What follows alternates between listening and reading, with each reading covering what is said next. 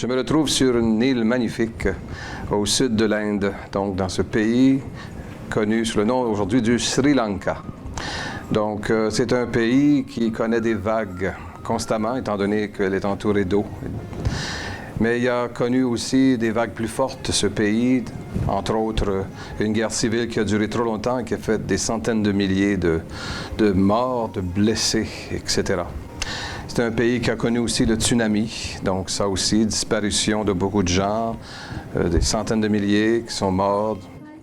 Donc c'est un pays qui voit à se reconstruire actuellement après ces divisions, ces haines, ces guerres qui ont succédé après la guerre mondiale d'année en année. C'est pour ça qu'on voit à Colombo, où je suis présentement, une ville en reconstruction, rien de moins, très symbolique de tout le pays.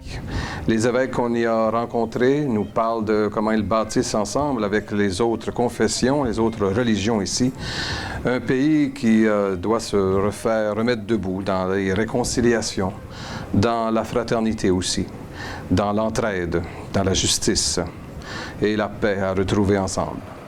Donc j'ai été témoin de la riche foi du peuple ici, des chrétiens. Chez les enfants, déjà, ils voient l'engagement des enfants à vivre leur foi, leur amour de Jésus. Alors dans le mouvement très bien connu, dans l'enfance missionnaire, c'est impressionnant, les milliers d'enfants impliqués.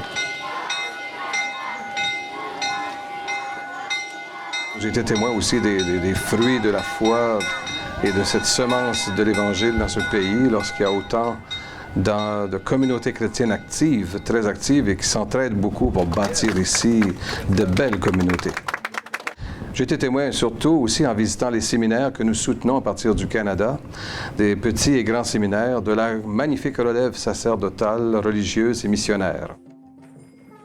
C'est ce qui m'impressionne beaucoup dans ce pays.